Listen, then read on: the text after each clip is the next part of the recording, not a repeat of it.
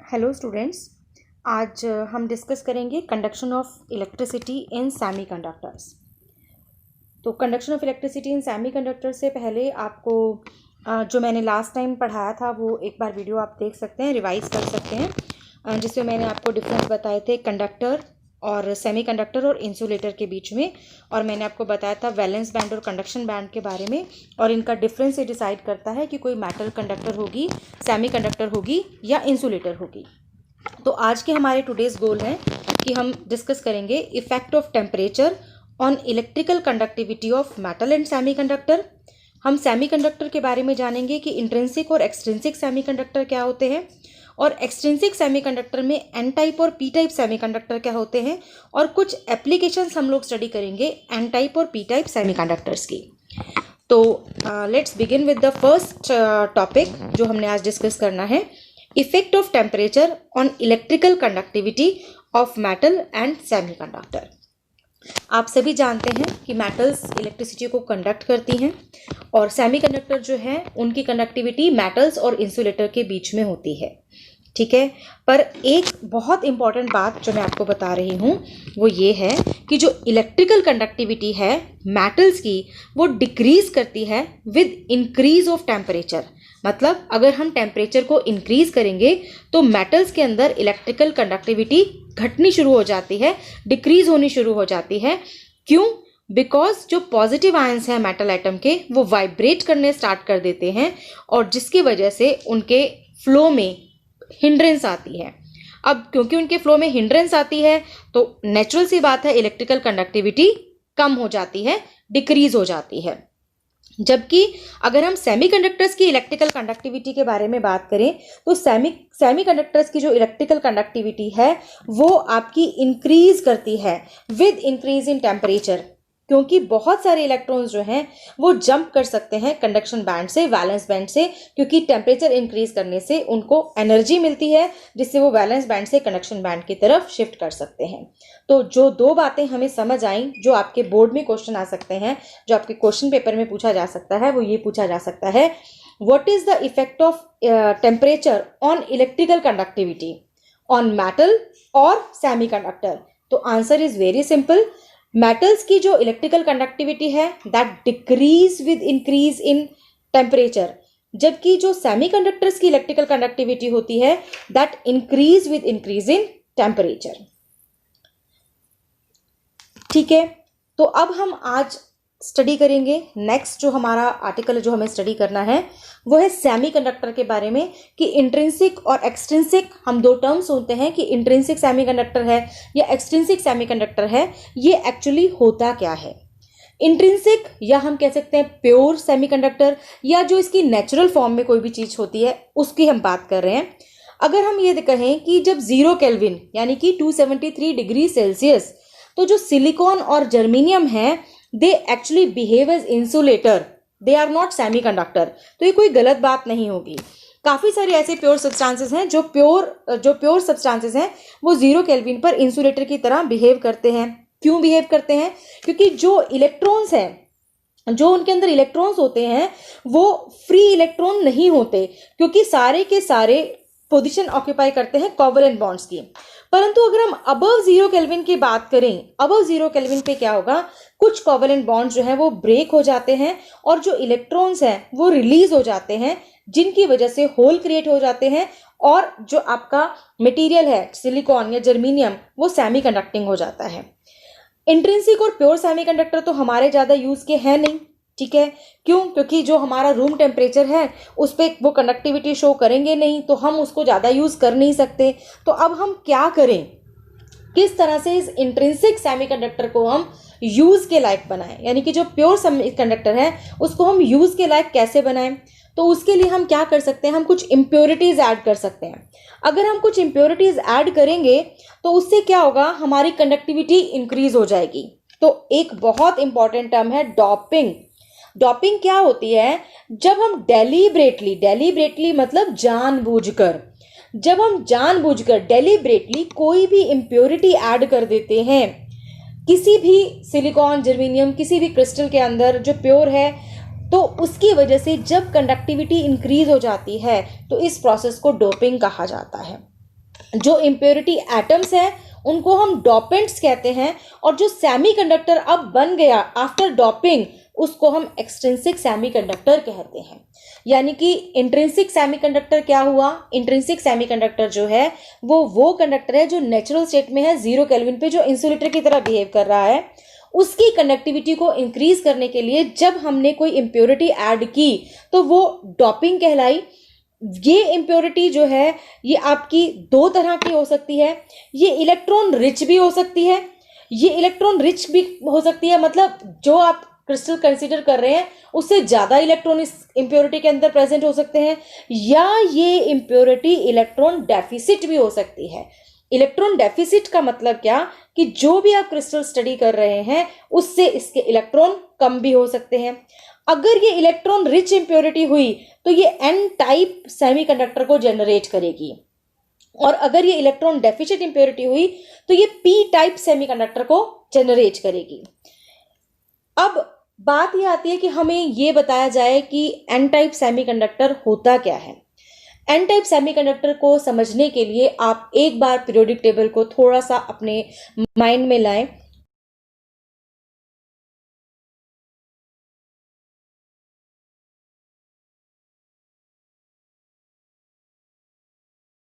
वहां पर P block elements में आप पढ़ते हैं ग्रुप 13, ग्रुप 14, ग्रुप 15। ग्रुप 13 क्या है, बोरोन फैमिली।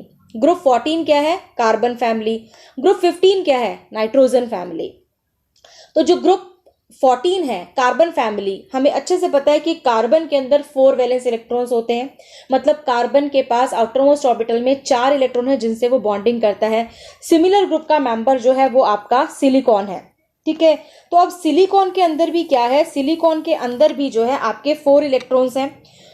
अब आपने इसके अंदर डॉपिंग की किसकी, ग्रुप 15 एलिमेंट की। ग्रुप 15 एलिमेंट किसका था, नाइट्रोजन का। अब नाइट्रोजन के अंदर कितने इलेक्ट्रॉन्स होते हैं, 5। सिमिलरली फास्फोरस और आर्सेनिक में भी क्या हुआ है, 5 इलेक्ट्रॉन्स। हमने सिलिकॉन क्रिस्टल के अंदर थोड़ा सा इम्प्योरिटी जो है ऐड कर दिया, फास्फोरिक या आर्सेनिक। अब उसके अंदर कितने इलेक्ट्रॉन्स हैं, 5 वैलेंस इलेक्ट्रॉन्स हैं। तो वो क्या करेंगे, वो सिलिकॉन क्रिस्टल की लैटिस साइट को ऑक्यूपाई करेंगे, ठीक है। अब 4 आउट ऑफ 5 वैलेंस इलेक्ट्रॉन्स जो हैं वो तो यूज हो जाएंगे 4 कोवेलेंट बॉन्ड में, परंतु एक जो 5th इलेक्ट्रॉन है वो एक्स्ट्रा है, और वो क्या हो जाएगा, वो डीलोकलाइज हो जाएगा। और ये 5th इलेक्ट्रॉन ही बेसिकली रिस्पॉन्सिबल रहेगा इंक्रीज कंडक्टिविटी के लिए डॉप्ड सिलिकॉन की। तो जो इंक्रीज है कंडक्टिविटी में, क्योंकि ये नेगेटिवली चार्ज इलेक्ट्रॉन्स की वजह से हो रहा है, तो इस तरह के सेमीकंडक्टर को हम एन टाइप सेमीकंडक्टर कहते हैं। हम इसको समझते हैं एक डायग्राम के हेल्प से। ये जो डायग्राम है ये मैंने आपका बनाया है प्योर क्रिस्टल का। This is silicon atom a perfect crystal. इसमें जो ये आप रेड ये सर्कल्स देख रहे हैं ये सिलिकॉन एटम को रिप्रेजेंट कर रहे हैं, जबकि आप इसके अराउंड जो ये डॉट ब्लैक डॉट्स देख रहे हैं ये सिलिकॉन के वैलेंस इलेक्ट्रॉन्स को रिप्रेजेंट करते हैं। अगर हम इस सिलिकॉन को कंसीडर करें तो 1, 2, 3, 4 इसके अपने खुद के वैलेंस इलेक्ट्रॉन्स हो गए। 4 के साथ इसने बॉन्डिंग करके अपना जो है इलेक्ट्रॉन का ऑक्टेट 8 इलेक्ट्रॉन रूल कंप्लीट कर लिया। इस तरीके से एक सिलिकॉन का परफेक्ट क्रिस्टल है। इस परफेक्ट क्रिस्टल में 0 केल्विन पे कोई भी इलेक्ट्रिकल कंडक्टिविटी नहीं होगी, ये इंसुलेटर की तरह बिहेव करेगा।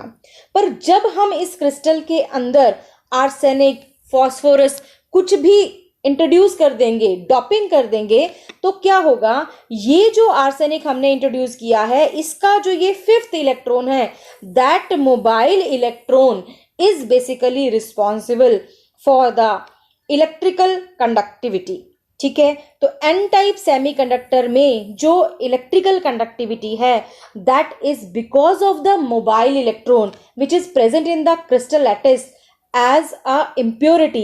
So this type of semiconductor is known as n type semiconductor. मेरे ख्याल से ये चीज आपको अब समझ आ जानी चाहिए। लेट्स डिस्कस, हम अब डिस्कस करते हैं इलेक्ट्रॉन डेफिशिएंट इम्प्योरिटीज यानी कि पी टाइप सेमीकंडक्टर क्या होता है। जैसा अभी हमने पढ़ा इलेक्ट्रॉन रिच में हमने पढ़ा कि हमने सिलिकॉन से नेक्स्ट ग्रुप के एलिमेंट को लिया, 14 ग्रुप का एलिमेंट था सिलिकॉन, हमने 15 ग्रुप के एलिमेंट आर्सेनिक या फास्फोरस किसी से भी उसकी डॉपिंग करा दी तो एन टाइप जनरेट हुआ।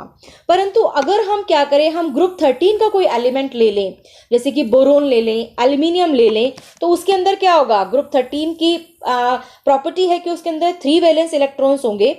तो जो ये 3 वैलेंस इलेक्ट्रॉन है, अब ये 3 साइड तो बॉन्ड बना लेंगे, परंतु 4th साइड जो है वो क्या रहेगी, मिसिंग रहेगी। तो वहां क्या जनरेट होगा, इलेक्ट्रॉन होल जनरेट होगा, या आप कह सकते हैं इलेक्ट्रॉन वैकेंसी जनरेट होगी।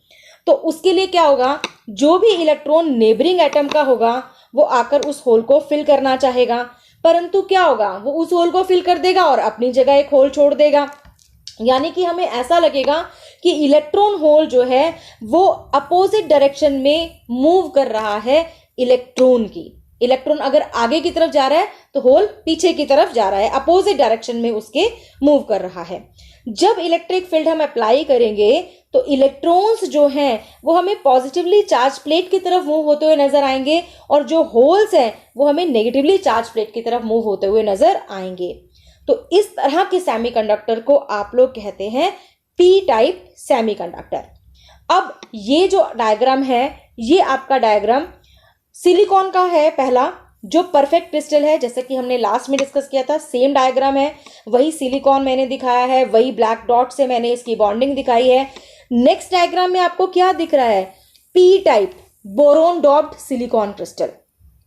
पी टाइप बोरोन डॉप्ड का मतलब क्या है, यहां आप देख सकते हैं, यहां एक इलेक्ट्रॉन है, यहां 2 इलेक्ट्रॉन नहीं है। इसका मतलब यहां क्या है, यहां होल है। अब अगर यहां पे होल जनरेट हुआ है तो इस होल की वजह से जो है इलेक्ट्रिकल कंडक्टिविटी प्रोड्यूस होगी। तो इस तरह के सेमीकंडक्टर को जिसमें होल की वजह से इलेक्ट्रिकल कंडक्टिविटी जनरेट हो, उसे पी टाइप सेमीकंडक्टर कहा जाता है। यानी कि सम अप करें तो एन टाइप सेमीकंडक्टर जो है वो आपका जनरेट होता है because of movement of free electron, और पी टाइप सेमीकंडक्टर जनरेट होता है due to movement of whole.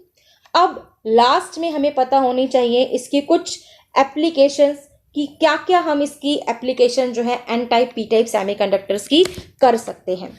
सबसे पहली जो एप्लीकेशन है सेमीकंडक्टर की वो डायोड्स में है। डायोड्स जो है वो कॉम्बिनेशन होता है N type P type semiconductor का, और इसको रेक्टिफायर की तरह से यूज किया जा सकता है।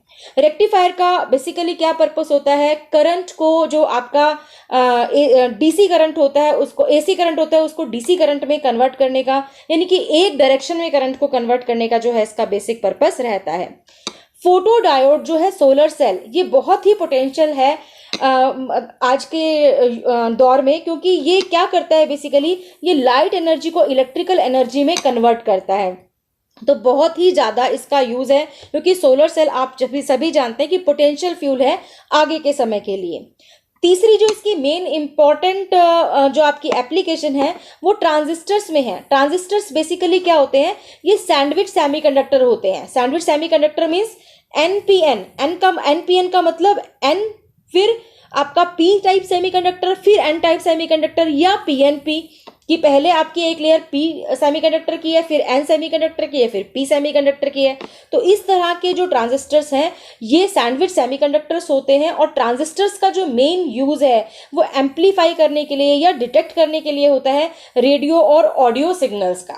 ठीक है, अब एक सेमीकंडक्टर है गैलियम आर्सेनाइड, इसको हम बहुत ज़्यादा आजकल यूज़ करते हैं, और ये इसने जो डिज़ाइन है सेमीकंडक्टर डिवाइसेस का ये टोटली चेंज कर दिया है। तो गैलियम आर्सेनाइड जो है काफ़ी इंपॉर्टेंट सेमीकंडक्टर आपका है। अब जितना हमने डिस्कस किया, मैंने आपको पी टाइप एन टाइप बताया, तो ऐसा भी हो सकता है कुछ स्टूडेंट्स ये सोचे कि सिर्फ शायद 13, 14, 15 ग्रुप एलिमेंट्स ही जो है वही सेमीकंडक्टर बना सकते हैं, परंतु ऐसा नहीं है।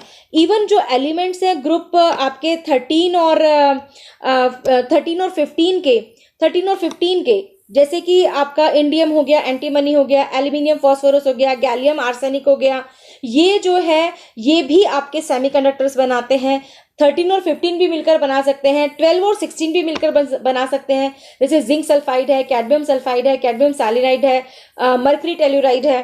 दूसरी बात एक माइंड में आती है कि शायद ऐसा तो नहीं है कि सिर्फ पी ब्लॉक एलिमेंट्स ही सेमीकंडक्टर बनाते हैं।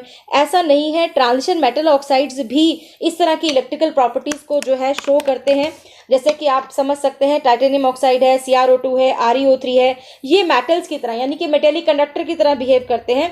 इवन जो ReO3 है ये तो बिल्कुल मेटेलिक कॉपर की तरह से दिखाई देता है और इसकी कंडक्टिविटी और इसकी अपीयरेंस बिल्कुल कॉपर की तरह से है। और आप जानते हैं copper is very much conducting. जो मैग्नीज ऑक्साइड है, फेरस ऑक्साइड है और कॉपर ऑक्साइड है, ये इंसुलेटर की तरह काम करता है। वैनेडियम ऑक्साइड, VO2, VO3, ये मेटेलिक से इंसुलेटर में चेंज हो जाते हैं एट सर्टेन टेम्परेचर। तो यही सब कुछ जानकारी मैं आपको देना चाह रही थी। Thank you. और अगर आपको अच्छा लगे तो लाइक एंड शेयर करें। और इसी के साथ आपको डिस्क्रिप्शन बॉक्स में DPP मिल जाएगी, उसको आप होम असाइनमेंट के तौर पे सॉल्व कर सकते हैं। और अगर आपको कोई डाउट आए तो आप मुझे ईमेल कर सकते हैं। Thank you very much.